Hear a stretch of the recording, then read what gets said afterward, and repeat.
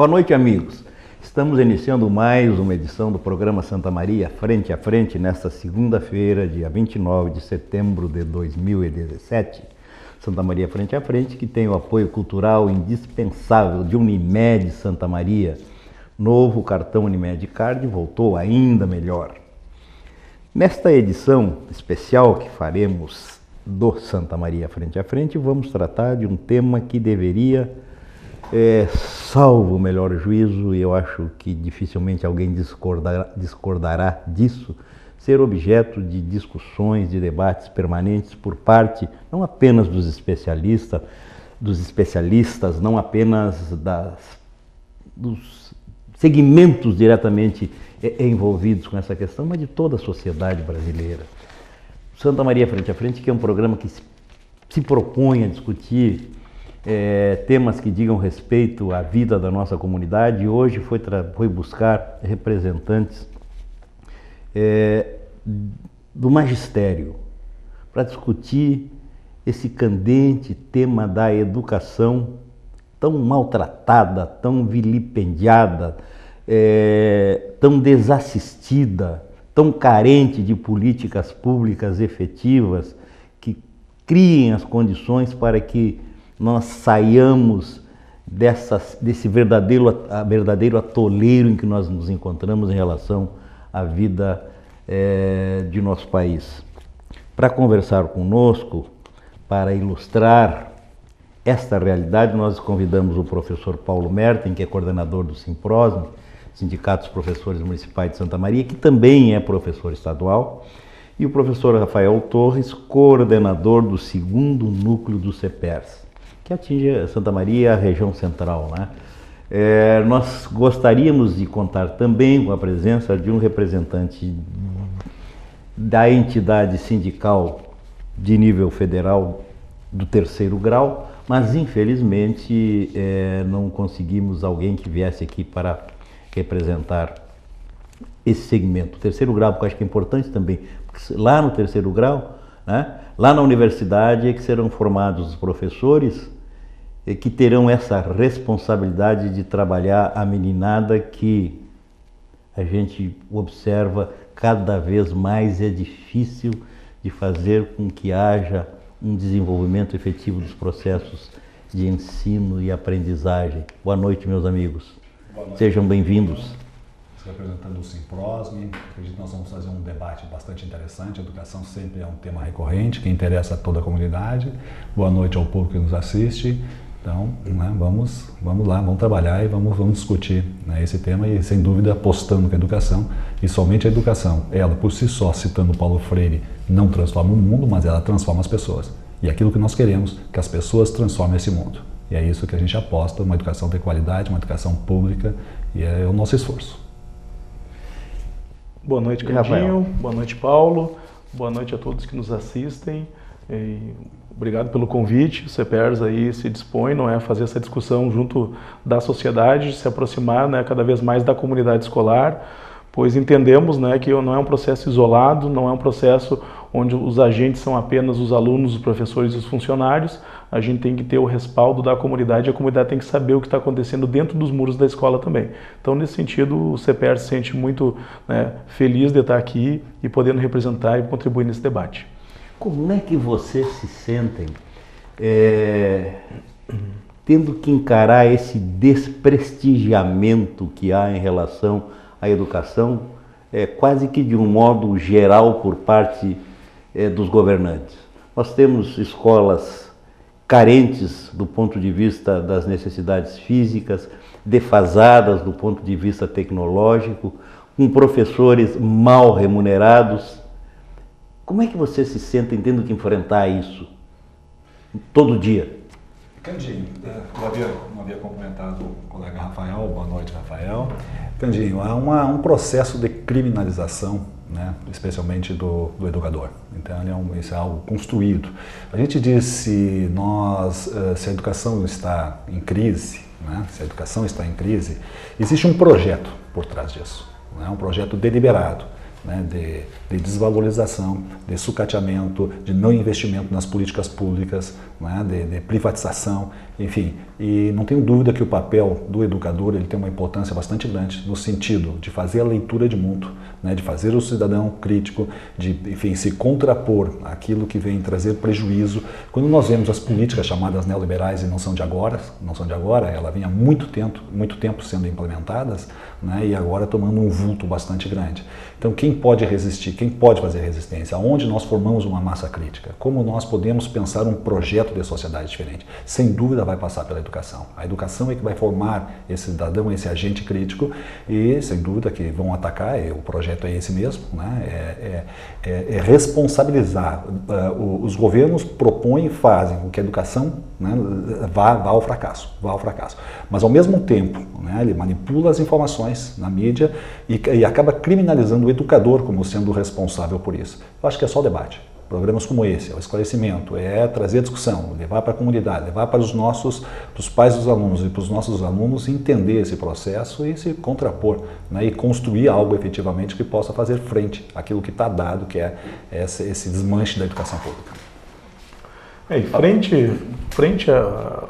Complementando aqui, né, Paulo, hoje, especialmente dentro da escola estadual, há um sentimento muito grande de desvalorização, né? Nós temos aí profissionais que historicamente, nossos aposentados, nossas aposentadas, que viveram tempos difíceis, nunca foi fácil ser professor, não é? Porém, o sentimento que se tinha é que nós tínhamos mais valorização e respeito dentro da sociedade.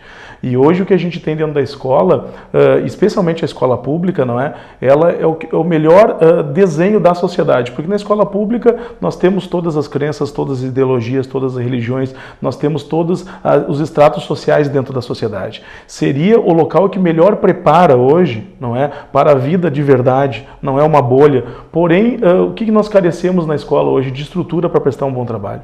Não é? Nossos profissionais, hoje a diferença que nós temos para a rede privada, por exemplo, são apenas as ferramentas que nos dão, né, para que a gente realize o nosso trabalho. Muitos colegas se dividem na rede municipal, rede privada, rede estadual, e qual é o grande impeditivo hoje para que a gente consiga, né, colocar nosso trabalho em prática, aquilo que a gente se capacitou para ser, na visão de que o teu trabalho ele é muito maior do que simplesmente uma fonte de renda, é onde tu pratica aquilo que tem aptidão para fazer e que tu te qualificou para fazer e que era apenas a valorização. Então as ferramentas que nos faltam hoje, elas são muito responsáveis por esse processo de abandono, por esse processo de sucateamento, por esse sentimento que hoje, tanto de educandos como de educadores, tem que está faltando algo para nós, né? E falta política, falta um olhar. É ali da escola pública hoje, onde na sua gênese ela foi pensada para o filho da classe trabalhadora.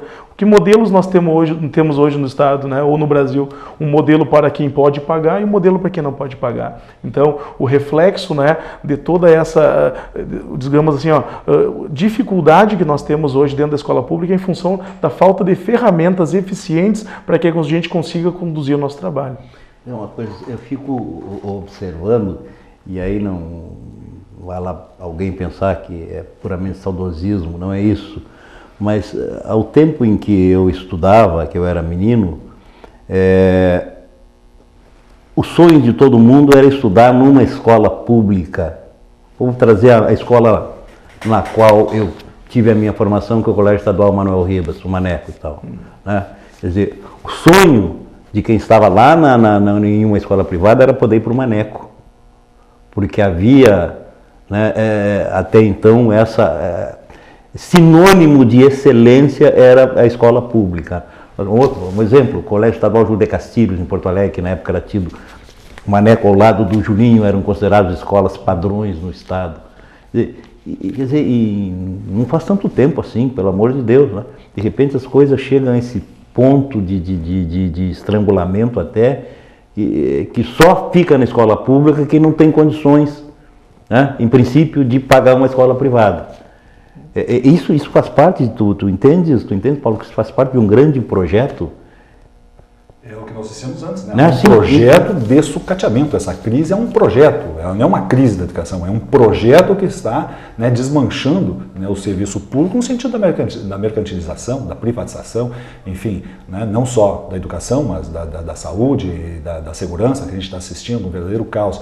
E compreender isso, Candinho, é um debate que nos remete, enfim, a um esforço bastante grande e trazer uma narrativa diferente, no sentido da gente ver onde estão os gargalos, dizer quais alternativas, e essa crise, eles tentam naturalizar como se não houvesse outra alternativa, e é claro que é isso que nós precisamos construir a partir de um olhar de classe. Quando o Rafael se refere às nossas ferramentas que nós não temos, né, os nossos instrumentos para poder, enfim, né, trabalhar a educação, e nós somos qualificados para isso, passa fundamentalmente pela questão do financiamento. E quando a gente fala financiamento, não é só salário, né, Rafael? É toda a estrutura da escola, é toda a representação que a escola passa a ter, né, junto à comunidade, junto à sociedade. Tu lembraste do Maneco e quantas pessoas, enfim, né, de excelência, foram as pessoas que, poetas, políticos, empresários, que passaram por essas escolas, né, que hoje foram pessoas de sucesso, pessoas que, enfim, né, empreendedores e pessoas políticos, enfim, e que, né, tem uma saudade, ou seja, percebe que é possível sim, que a escola pública ela pode ser de excelência, assim como ela já foi em outro momento, né, mas que agora se encontra abandonado. Então, acho que é preciso debater isso e ver qual é a alternativa. E vejam bem, os amigos telespectadores, eu não tenho nada contra a escola privada, pelo amor de Deus, não é isso. É que a gente não tem que ter necessariamente, parece-me, esse horizonte apenas, né? Preciso que a gente tenha a possibilidade de que, se eu quiser ter o meu filho, né, tendo sua formação em uma escola pública, que eu possa ter uma escola pública de qualidade, né, que tenha acomodações físicas decentes, que tenha ferramentas tecnológicas acessíveis, que tenha uma boa quadra de esportes, que tenha um acompanhamento fora digamos assim, pedagógico, mas não em relação, desculpe, me falta expressão, mas enfim, que tenha um bom núcleo de acompanhamento psicológico, por exemplo, um amparo para as necessidades extracurriculares, que as escolas públicas, às vezes, boa parte delas não têm essas condições hoje. Pelo menos é que a gente vê que quando lá consegue um deputado um recurso de uma emenda parlamentar, que eu acho que é um dos grandes problemas que a gente tem, essa saída de emenda parlamentar, para fazer uma quadra, construir um ginásio, é motivo de regozijo, de festa, né, largam foguetes, como deveria ser normal que cada escola tivesse a estrutura mínima necessária para oferecer, para se tornar inclusive atrativa para os alunos, né? Quer dizer, a gente sabe que hoje, você sabe melhor do que eu isso porque enfrentam no dia a dia, a concorrência que a educação formal tem de outras variantes e alternativas que são oferecidas aos jovens é um negócio assim assustador, espantoso, né? Quer dizer, como é que funciona? Como é que se resolve isso? Sem conversar, sem discutir, sem pressionar, sem trazer a comunidade para dentro da escola? Parece-me assim, eu estou falando como se eu fosse debatedor, na verdade quem tinha que falar é vocês, né? Mas assim, das minhas experiências, das minhas andanças, que são das atividades literárias, por várias escolas, uma sensação que eu guardo é de que as escolas que conseguem fazer com que o entorno, que a comunidade se engaje nos processos todos de ensino, aprendizagem, de convivência, enfim, elas parece-me que conseguem resolver melhor, apesar das dificuldades todas, pelo menos no sentido de fazer com que o aluno permaneça e participe da vida escolar. Candinho, até tu citaste o Maneco. Aqui em Santa Maria tem escolas, né, centenárias. Eu citaria um exemplo de descaso aqui, que é um instituto muito importante de Santa Maria, que é o Olavo Bilac. Puxa vida, né? Tem mais de 100 anos, né? E tu acredita que lá, em toda essa história, teve apenas uma reforma no nosso Olavo Bilac? Então, assim, ó, ele pode ser um exemplo, porque é uma escola de excelência, e ali nós temos um núcleo muito qualificado que atende, não é, a educação especial, não é, todos aqueles nossos alunos com necessidades especiais do atendimento, e tem um grande núcleo que atende ali, então, que praticamente são duas escolas em uma, mas o descaso com uma instituição dessas no centro da cidade, com esse quadro de excelentes profissionais que atende milhares de alunos. Então, apenas uma reforma em 100 anos dá um pouco da conta do que está acontecendo, né? Outro ponto, tu citaste também a falta de estrutura. Hoje, os nossos alunos, os nossos pais dos nossos alunos que nos assistem aí também podem se perguntar se na escola do seu filho tem laboratório de informática, ele não tem computador. Quando tem computador, ele não tem internet. E se tem a internet, não dá conta para atender a demanda.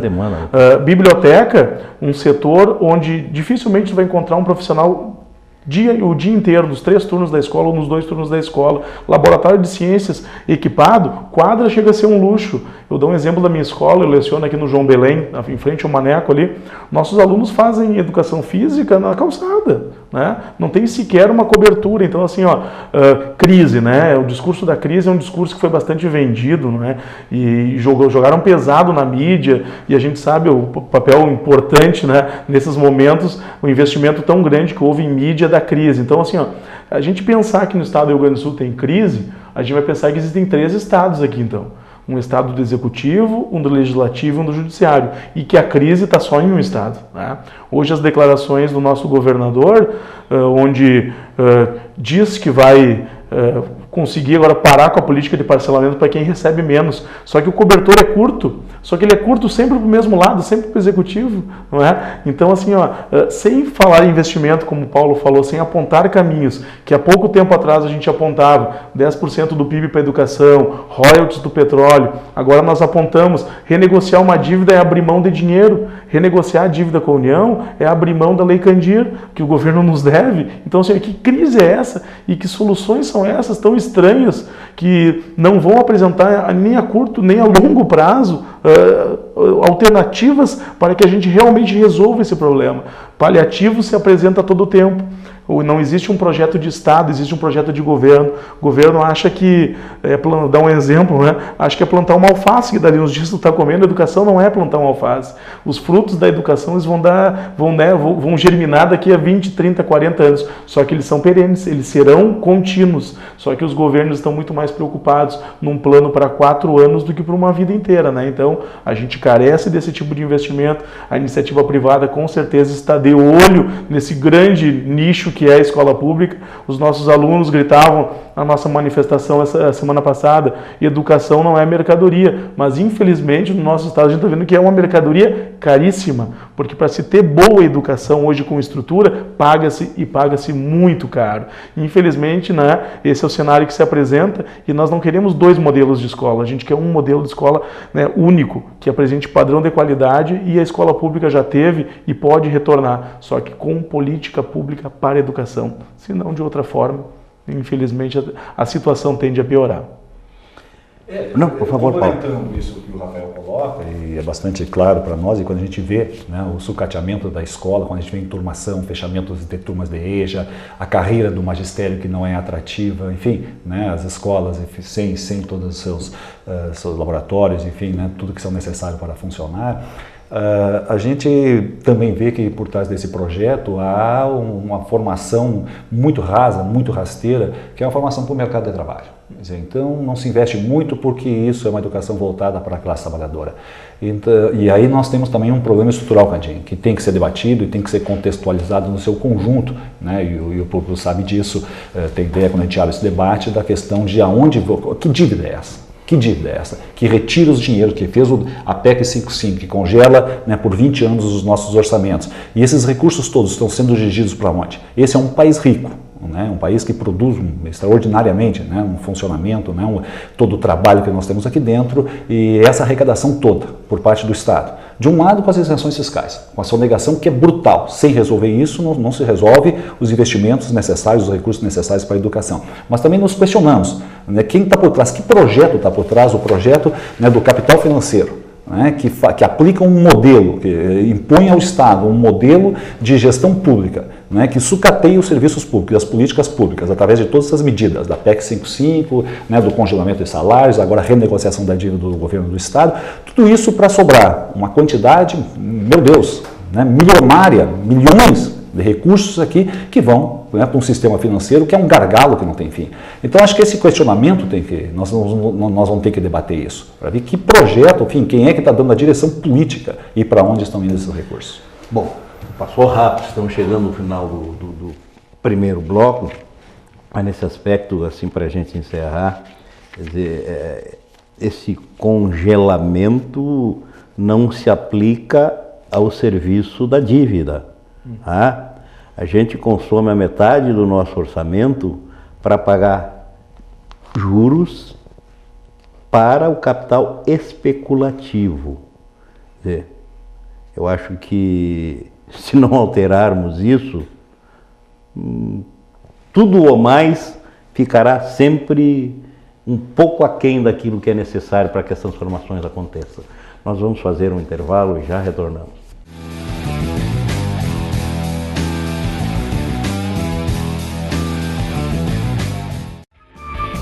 Sicredi, gente que coopera, cresce. Está de volta o Unimed Card, o cartão que abre as portas da Unimed para você. Novo Unimed Card, voltou melhor ainda. Com ele você tem acesso à rede de serviços da Unimed Santa Maria e muitos outros benefícios. Olha o que eu fiz pra gente! Novo Unimed Card, abre as portas da Unimed para você e para a sua família. Fazemos juntos. Primeiro por instinto, e depois, quem sabe, por amizade, por carinho, e também por tradição, por amor, por você e por cada um de nós. Fazer juntos, porque gente que coopera, cresce.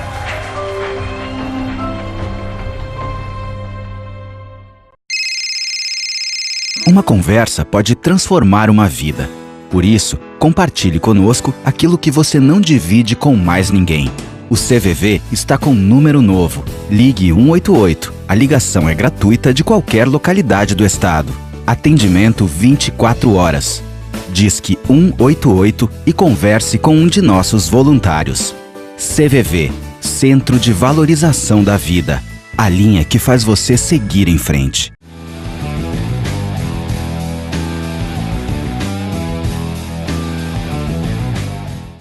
Estamos de volta com Santa Maria Frente a Frente, que nesta segunda-feira, dia 25 de setembro, debate com os professores Paulo Merten e Rafael Torres a questão da educação. Santa Maria Frente a Frente tem o apoio fundamental, indispensável, o apoio cultural de Unimed Santa Maria, o novo Unimed Card voltou ainda melhor. Nós continuamos no intervalo conversando aqui e eu cada vez fico mais indignado porque eu não consigo ver possibilidade de transformar, de mudar a realidade que a gente vive se não valorizarmos, se não criarmos condições efetivas para que tenhamos educação pública, especialmente de qualidade, né? Eu sou filho de professora, né? Lecionei, e acho que assim, a experiência do magistério é uma das coisas mais espetaculares que alguém pode viver. Mas, puxa vida, né? Só de amor à camiseta não dá para sobreviver hoje, né?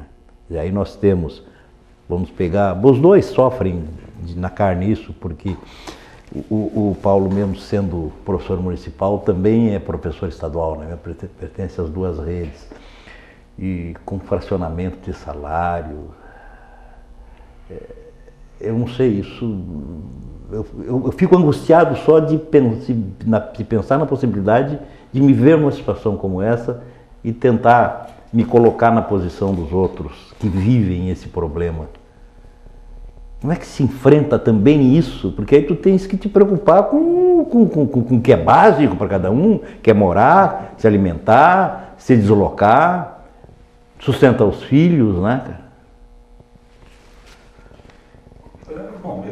E aí, só para eu emendar, e vocês podem até, se quiserem, evidentemente,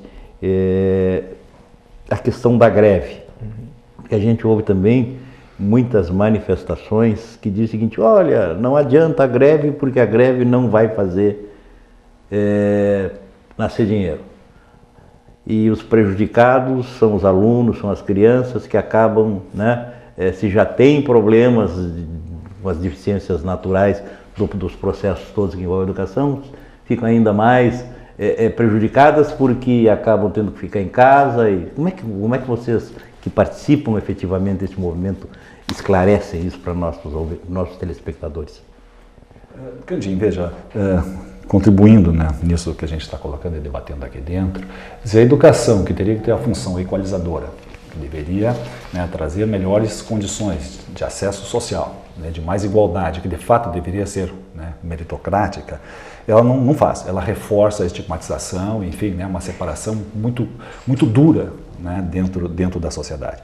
Ao mesmo tempo, né, e a gente assiste, acho que é uma coisa importante que hoje tem que ser debatido, é a questão da escola sem partido, a lei da mordaça, que ainda silencia, né, o educador e, enfim, né, como eu disse antes, criminaliza ele no sentido dele ser o grande responsável.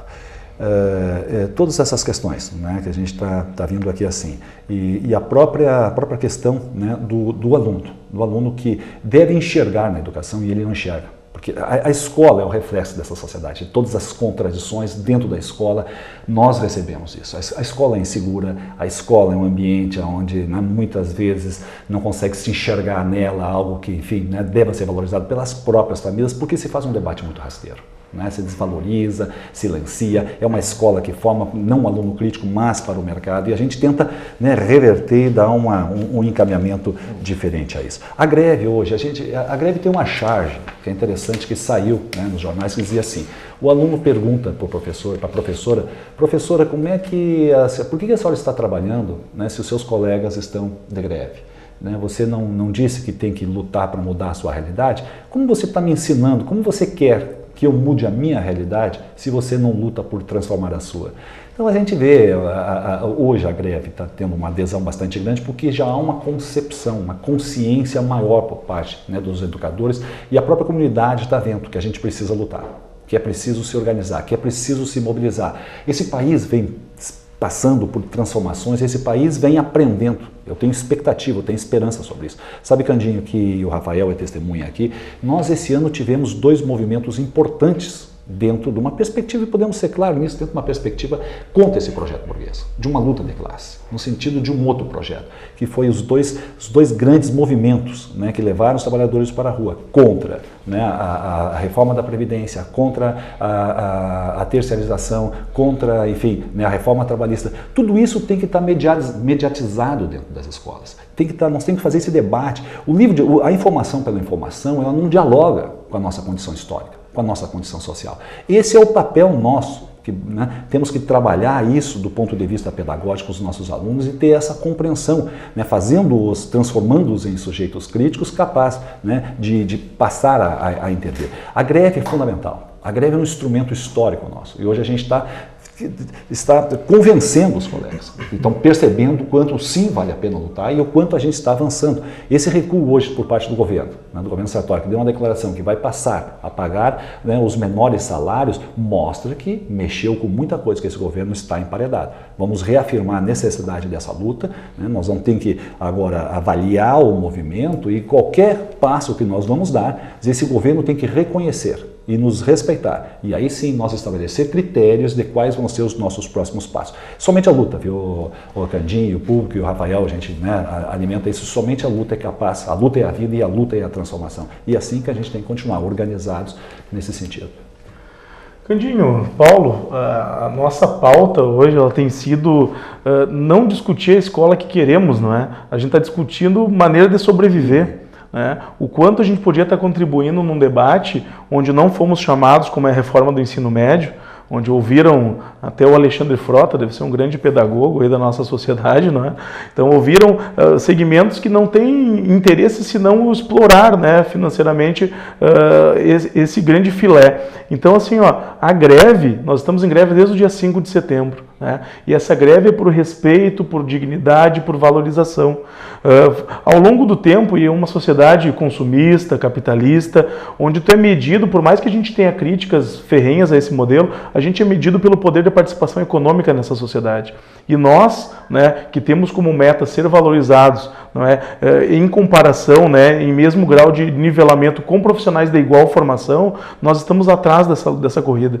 Essa greve, se ela fosse unicamente por salário, teríamos voltado no dia 13, quando foi integralizado.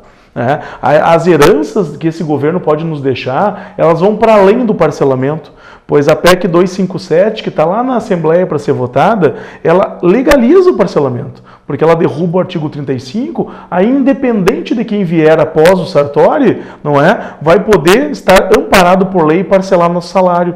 Nós hoje somos representantes sindicais, tem a PL 148, que é uma perseguição descarada a essa representação, que hoje representa os interesses de uma categoria que é uma das maiores da América Latina. CEPER Sindicato é um dos maiores sindicatos da América Latina. Aprovando uma PL 148, ela acaba com essa, né, dispensa dos servidores para o trabalho sindical. Ficaríamos apenas com uma cedência para o Estado inteiro, para atender mais de 80 mil sócios. Então a gente entende, né, que as consequências disso tudo, a gente não podemos nos calar. Como é que a gente vai agir em clima de normalidade se não existe normalidade no Estado do Rio Grande do Sul?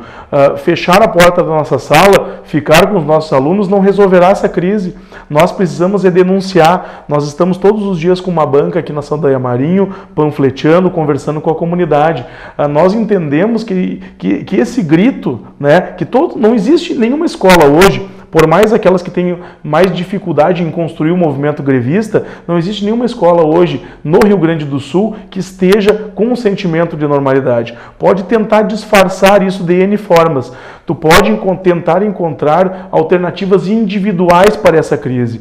Talvez aquele que tenha que a sua renda não seja a que sustente a casa sinta um pouco menos. Talvez aquele que tenha um emprego em outra rede sinta um pouquinho menos. Mas nós estamos num turbilhão que daqui a pouco não vamos encontrar mais alternativa. Todo mundo que está aí, como tu disseste, não é? A escola pública não deve ser o lugar onde os profissionais que estão lá dentro são aqueles que não conseguiram sair. E os alunos são aqueles que não conseguiram sair. Pois em movimentos de greve nós também perdemos alunos porque os pais mandam para a rede municipal ou para a rede privada. Mas uma pergunta fica: quando um pai simplesmente tira o seu filho da escola pública porque ela está em greve, qual é a necessidade que ele está avaliando? É ter apenas um lugar para deixar o seu filho, ou ele realmente está preocupado com a qualidade de ensino, não é? Com a eficiência, né? Com tudo aquilo que a escola deveria trazer consigo? Será que é simplesmente mais um lugar para deixar? Pois não se engane, se a rede municipal hoje está muito interessada, e não só Santa Maria, a região inteira interessada em receber nossos alunos, logo essa situação que nós estamos passando aqui terá reflexo lá também, porque a carência, a falta de investimento, o corte de verbas vai influenciar lá. E a municipalização ela começou lá na LDB, onde, né, estabelecia que a educação, o ensino básico, não é? O ensino fundamental, a educação infantil são os municípios. Para o ano que vem é previsto mais de 2 mil turmas fechadas no Rio Grande do Sul. E que critérios estão usando para isso? É simplesmente o número de alunos? Ou seja, se eu tratar o Maneco como eu trato uma escola lá do campo, será que eu estou sendo justo pedagogicamente? Eu tratar uma escola que fica lá com poucos alunos, mas ela tem uma necessidade pedagógica diferenciada. Talvez falte isso esse governo. Nós não temos desafios pedagógicos nesse governo. É o terceiro secretário de Educação no Estado que não tem qualquer vínculo com a educação. Tivemos o Vieira da Cunha, que é promotor de justiça, Luiz Antônio Alcoba, um advogado, e agora temos um empresário ligado a uma agenda extremamente neoliberal, a Agenda 2020, o Ronald Krumenauer, que também não sei se um dia colocou o pé na escola pública. Então falta seriedade, falta representação, falta alguém que tenha um olhar pedagógico, porque o que nos diferencia enquanto classe trabalhadora é esse olhar pedagógico, porque nós somos ferramenta de transformação e hoje, infelizmente, o Estado nos coloca apenas como um depósito de alunos, e esse recado que a gente passa para a sociedade, ao trabalhar em clima de normalidade, é que realmente o governo está no caminho certo. projeto e não está. Hoje nós temos, para concluir, hoje nós temos 80% dos nossos servidores do segundo núcleo em greve, 80%. Nós não somos invisíveis, nós vamos para a rua porque a gente precisa mostrar para a sociedade que a contrapartida por uma carga elevadíssima de impostos seria serviços públicos de qualidade. A escola pública ela não tem mensalidade, mas ela nunca foi gratuita nessa vida. Nós pagamos pesado e recebemos muito pouco. Então é isso, esse debate que a gente quer trazer para a sociedade esclarecer. Nós não somos invisíveis e nós prestamos um serviço essencial dentro dessa sociedade. E quem está sendo penalizado junto com a gente, quem está sendo parcelado e privado do seu direito, é a comunidade também, que não está tendo contrapartida, né, pelo governo. Essa questão, Paulo referiu antes, né, do caráter do ensino em relação à formação, tu utilizasse uma formação rasa, né, no sentido de formar reprodutores de determinados conhecimentos para atender determinadas expectativas do mercado. Essa também me parece ser uma consequência disso que tu falaste, Rafael, em relação à inconsciência, a falta de consciência que a família, que os pais têm hoje, em relação ao papel da escola, né? Que começa por delegar à escola as responsabilidades fundamentais da educação que deveriam vir lá de casa, né? Da família mesmo, né? Quer dizer, e a partir do momento em que esse pai imagina que manda o filho para o colégio, manda para a escola, para que ele se ocupe, que a escola se ocupe dele por um determinado momento e que transmita a ele os conhecimentos rudimentares, básicos, para ele conseguir um empreguinho adiante, tu estás eliminando a possibilidade de construção de uma consciência crítica em relação à sociedade, né? Quer dizer, eu acho que a escola é o veículo fundamental dessa possibilidade de transformação. A menos que todos nós concluamos que vivemos no mundo ideal, né? Que está tudo maravilhoso, está tudo ótimo, né? E que vamos viver assim pelo resto dos tempos, né? Mas me parece que qualquer cidadão com um mínimo de consciência, de cidadania mesmo, percebe que essa realidade não pode satisfazer a ninguém, né? Nem mesmo aos mais privilegiados. Que às vezes, até já usei isso aqui em um determinado programa. Se as coisas continuarem assim, essas elites mais, que digamos que manipulam os cordéis, mas que são de alguma forma meio caolhas, dá para perceber isso, um dia vão se ver encurraladas. Um dia, para usar uma expressão até que eu acho que faz parte de uma música, sei lá, um dia o morro vai descer, a vila, a periferia vai chegar no centro, em busca do que comer, né? E a asepsia do shopping centers e a segurança não vai ser suficiente para conter a massa de desvalidos, né? Quer dizer, será que as pessoas não percebem que tem que mudar, que tem que transformar? Candido, sabe que isso nos coloca de novo qual é o papel que a educação tem, né, dentro da sociedade, no sentido da construção, né, de que mundo e que homens nós queremos, né? E, enfim, há um distanciamento muito grande entre o discurso e a prática, né, que a gente tem efetivamente por parte dos nossos homens públicos. Eu lembro do caso, para ilustrar aqui, do Jadel Vieira, né, que foi um homem que abriu o verbo, enfim, participou de manifestações, enfim, faz vários discursos públicos contra a corrupção. E o que se vê na prática? O cara envolvido com milhões de dólares no seu apartamento. Né, um apartamento de depósito de dinheiro e certamente, né, envolvido com esse governo de corrupção, né, ao fim, né, algo assim que nos deixa estupefatos, nos deixa indignados. Então, né, eu acho que a gente tem que, essa questão nós vamos ter que, né, tem que debater, a escola tem que ter um outro projeto. Então, mas é o que a gente disse antes, há um essa crise, na realidade, é um projeto, não é uma crise. E quando a gente pensa a escola como reflexo da sociedade, com todas essas contradições, dizer, qual vai ser o papel no sentido dessa transformação? Né? E por isso eu associei a questão da ideologia, da escola sem partido, do silenciamento do professor. Agrega tudo isso, vamos agregar tudo isso com a questão da mudança das bases nacionais curriculares, ou seja, com a mudança do currículo. Quando se retiram matérias, disciplinas importantíssimas do ensino médio, como sociologia e filosofia, né? Faz um currículo mais positivista, um currículo mais informativo, uma educação mais bancária. Ao mesmo tempo em que tu ataca, né, grandes ideólogos, né, da educação, enfim, grandes teóricos da educação, como Paulo Freire, e você coloca isso numa mídia. Quando tu tem uma mídia, Candinha, né, por exemplo, aqui nós temos na TV Santa Maria que está abrindo esse debate. Isso é raro. Nas TVs públicas, nas TVs abertas, que têm alta audiência, as nossas TVs são públicas. As nossas TVs são privadas. Nós não temos esses debates. Quer dizer, não é só na escola que se faz a educação, mas é em todas as instâncias, é em todos os espaços da sociedade. E com certeza os meios de comunicação teriam um papel importantíssimo. Mas há uma ideologia vindo de cima para baixo, né? Uma visão ainda de uma intolerância que a gente tem assistido que nos preocupa, causa preocupação em cada um de nós. Quando se ataca, quando se fala, né, sobre os direitos humanos, quando se joga para cima a questão da democracia, quando vê as diferenças sociais, quando se tem um desprezo muito grande, se criminaliza, né, todos aqueles que divergem do nosso pensamento. Nós temos hoje um projeto a nível político nesse país, né, no sentido de desconstituir, quer dizer, qualquer discurso que contraponha aquilo que é o hegemônico hoje, que é o hegemônico, que é o mercado financeiro. Quer dizer, se questionar isso, né, querer fazer com que a educação seja transformadora, hoje se nega isso. Se diz que a educação não tem que ser transformadora. Quer dizer, a educação, quer dizer, que, enfim, né, todas essas questões estão amarradas em cima disso e certamente que nós temos que ter um debate muito qualificado, né, um protagonismo. Eu não acho que aqueles que estão com um projeto neoliberal, esses que estão implementando essas políticas, a PEC 55, não é questão de conscientização deles. Eles têm um projeto que eles estão implementando. Agora, o que nós temos que fazer é contrapor, é resgatar, é ganhar esse espaço nosso. A educação é nossa, é da população em geral, para que ela possa, de fato, apontar caminhos para o nosso país. Nós estamos à beira, acho que, né, todos concordam aqui, que nós estamos à beira de um abismo social. Nós estamos à beira de uma convulsão social. Esse país vai explodir. De quem é essa responsabilidade? Como? Nós temos que combater, tem uma coisa básica que a gente tem que combater dentro das escolas, dentro da sociedade, que é uma questão das diferenças sociais. Eu nem falo da miséria, nem falo da pobreza.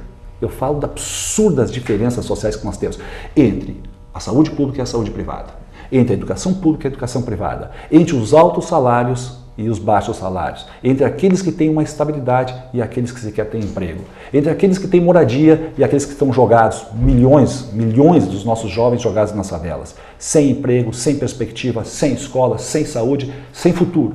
Quer dizer, quem é que está dirigindo esse país? E aí cabe a nossa responsabilidade, né, de tentar, enfim, debater sobre isso. Construir uma outra, através da educação, através da organização da consciência, uma outra possibilidade e uma expectativa, né, de um futuro diferente desse que nós estamos assistindo no país. É preciso contrapor essas políticas neoliberais, enfim, né, numa política que possa valorizar, né, a questão das capacidades, das nossas potencialidades, enfim, o Estado, seu Estado, e não estar subordinado ao mercado e ao capital financeiro. E Paulo, né, para a gente complementar, a gente trabalha muito na visão com o nosso jovem do mundo do trabalho, né? Que é muito mais amplo que simplesmente mercado, que é sazonal, que atende certos interesses. E tu vê hoje, né, a nossa legislação, ela prevê que a gente possa ofertar na escola pública que o aluno alcance tudo que a potencialidade dele permitir. Né? Tudo que o aluno tiver capacidade, que ele atinja os mais elevados níveis de ensino de acordo com a sua potencialidade.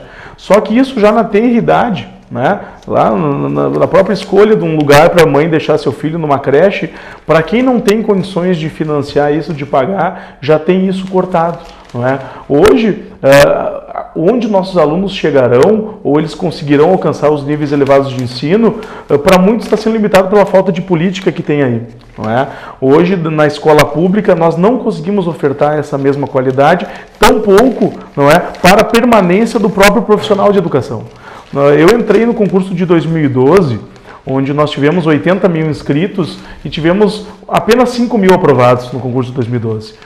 Dessa turma, eu gostaria de saber onde anda boa parte, desses profissionais que entraram na escola pública, encontraram uma falta de horizonte, de perspectiva para permanecer aqui dentro. Onde é que eles foram? Profissionais de 80 mil, 5 mil, profissionais altamente capacitados, com aptidão para exercer a profissão, que tiveram que, por uma condição econômica, por falta de valorização, trocar o seu mercado. Estão muitos ligados a outras profissões hoje, não é? Tendo que atender uma necessidade de mercado. Então, assim, a educação como um todo, e a gente não quer fazer aqui um discurso de terra arrasada, a gente não quer aqui dizer que não tem alternativas. Alternativas tem. Nós, quando dizemos, e dizemos isso com muita força nos nossos atos, nas nossas manifestações, é fora Sartori, é fora Temer. Por quê? Porque eles representam esse modelo nesse momento. São eles, né, os expoentes de uma política que nos sucateia. Agora, eu não jogo todas as minhas fichas, Candinho e Paulo, numa dimensão eleitoral. Porém, eu também não desconsidero essa dimensão, porque o ano que vem está aí, não é? E há interesses que estão se cruzando nesse meio. E para o ano que vem, não é? Não adianta simplesmente trocar foto. Daqui a pouco o Sartori está muito desgastado, o Temer está muito desgastado, troca foto. Para nós não interessa apenas trocar foto, tem que trocar o projeto. Pois Sartori e Temer hoje, se conseguem aprovar e bancar essas políticas, é que eles têm sustentação dentro da Assembleia e dentro da Câmara dos Deputados. Então, para nós, simplesmente dizer fora Sartori não basta. É dizer fora esse projeto de Estado, esse projeto de nação. Então o recado é bem claro, nós não temos política que nos favoreça nesse momento. Muito bem. Infelizmente, Paulo, o tempo passou. Até já deixei rolar mais uns minutinhos, além do que haviam recomendado que eu terminasse o programa. Não deu nem para eu falar, eu cheguei a comentar com vocês antes de nós iniciarmos, uma matéria interessante que saiu no Diário de Santa Maria de hoje, de 2 páginas, a respeito da questão da evasão escolar, que é de alguma forma o reflexo disso tudo que vocês falaram, né? E a matéria diz o seguinte, ó, a manchete, o Ademir vai mostrar para nós aqui, pelo menos a manchete. Deu para ver? Em 6 meses, 449 alunos deixam a escola.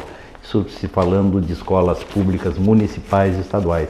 É o reflexo dessa situação dramática que a gente vive e que vocês abordaram com absoluta lucidez e com clareza, e eu tenho certeza que os nossos amigos telespectadores gostaram muito. Obrigado, Paulo.